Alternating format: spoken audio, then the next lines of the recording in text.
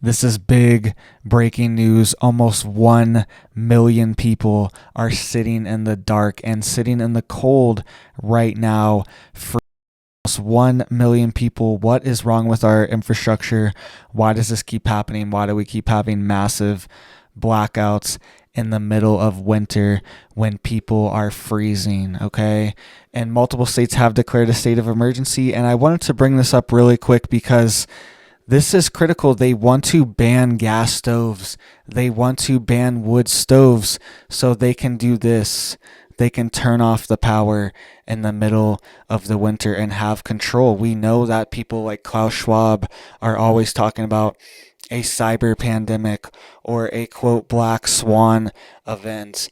And we could easily see that if the grid goes down. And when the grid goes down, these almost million people in the United States right now, they can't use their banking. They can't turn on the lights. They can't communicate. They can't use their card. They can't access the gas station. All right. The pumps don't work at the gas station.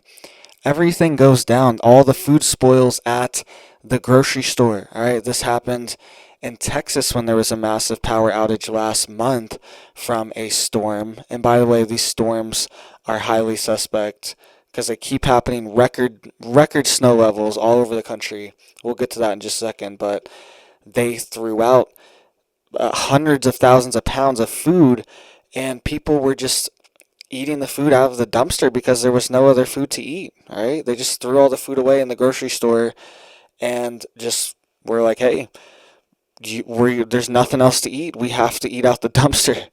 And then people got in trouble for eating the food out the dumpster. All right, so it's one of these things you can't win. They wouldn't even let them take the food either. So it's just a double. Everything's down. You're freezing. Gas stoves are banned, all right? And then they also get to throw away all the food at your local supermarket saying, oh, it's bad. It's one of these things, when the grid goes down, it's going to be the big one. And even Klaus Schwab is warning of a black swan event that is coming, all right? So these people have their power out from a massive winter storm that is sweeping the country right now. It's been freezing here. That's why I have this hat on here. Even in my own house, still freezing. It's just so cold outside, snowing so much. And these people almost 1 million people have their power out right now. And I can't even imagine how much colder it would be, especially without a wood stove. And if you're gas stoves banned too, you can't even get a fire going. You can't even cook anything. It's just insane. It feels like a depopulation agenda, and they keep targeting everything that you need to survive, right? And they keep saying gas stoves. This also includes wood stoves as well. They say that wood stoves are the most pollutant thing that humans use potentially, all right? Like even more than cars, everything. They're saying wood stoves are the number one thing. They have studies in the UK. They're already banned in the UK. You can only buy very specific ones. And they're phasing all those out as well. So they're getting rid of wood stoves too, all right, which are critical if the power does go out. You can cook, you can keep yourself warm, you can stay alive, you can go chop wood, go find wood on the ground and burn it, all right? There's nothing stopping you, and there's no switch that they can flip to turn off the grid to your wood stove, right? That's why they don't like it, because it's independent and it's sustainable for you. And these storms are so dangerous because they could literally create a potentially just like nuclear holocaust situation where they just spray the skies all day long, all right? And this is a real thing. I've shown this article a million times, but there's always new people, new listeners, and I want them to see that this is a real government program.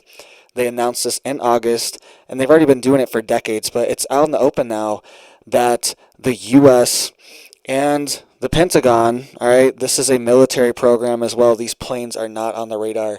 They are actively spraying the skies all the time, and they want to cool the planet, and they want to block out the sun, and they want to make it snow more and rain more.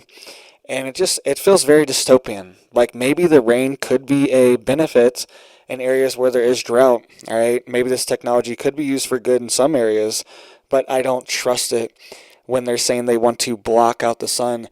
And I see it here all the time. It'll be a perfect, beautiful, sunny day, blue skies, and then they will just ruin the skies, and they will put this giant coating, this thick layer over the sun and block out the sun, and then it's just gray and cold the rest of the day. What if they were able to do this perpetually in the United States during summer, during springtime, when all the crops are being planted? What if they are able to engineer a massive winter storm right in the middle of summer when the crops, right before they're about to harvest, all right, our main crop season, and just wipe them all out from a massive winter storm? These events are on the table now with the technology that we have, all right, and they are openly saying we want to cool the earth, and they could put us in a nuclear holocaust scenario without even detonating a nuke. That's a whole nother topic, all right, but they could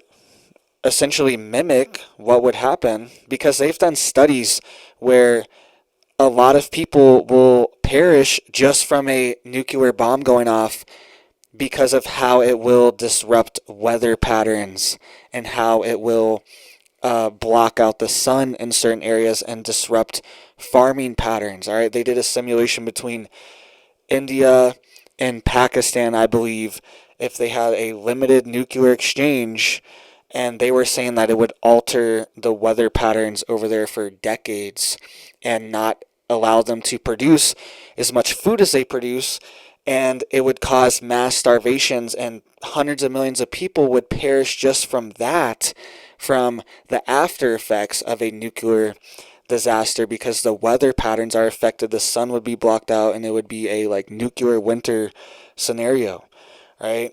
And they could essentially mimic that here, and they're saying they want to, right? And they're spraying sulfur dioxide into the atmosphere that literally comes out of volcanoes, right? And it literally creates acid rain when it interacts with water and oxygen and carbon dioxide. It creates sulfuric acid and makes acidic rain as well. So all these things are happening. I even see it here. I see the trees that are not supposed to be browning or yellowing, and they are just changing very strange colors, and they're starting, a lot of them are starting at like the tips of the leaf or the tips of the needle, indicating that it could be some kind of pH problem, aka they're making the soil more acidic with this sulfur dioxide, and it could be some kind of pH problem in locking out certain micronutrients for the plants. I've seen it in trees all over, and a lot of times when you have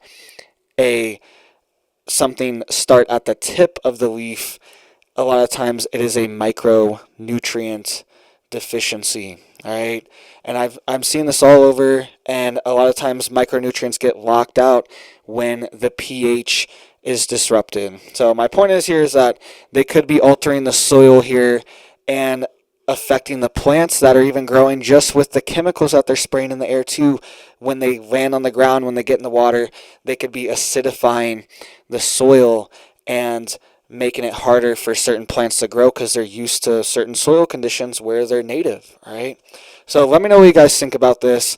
This is 1 million people sitting in the dark in the middle of winter right now. Why can our grid not take a winter storm in Michigan? Like, I really don't understand. So thank you guys so much for watching. Please hit that like, hit that sub, hit that bell. Thank you guys so much for watching, and I hope you have a big old blessed day.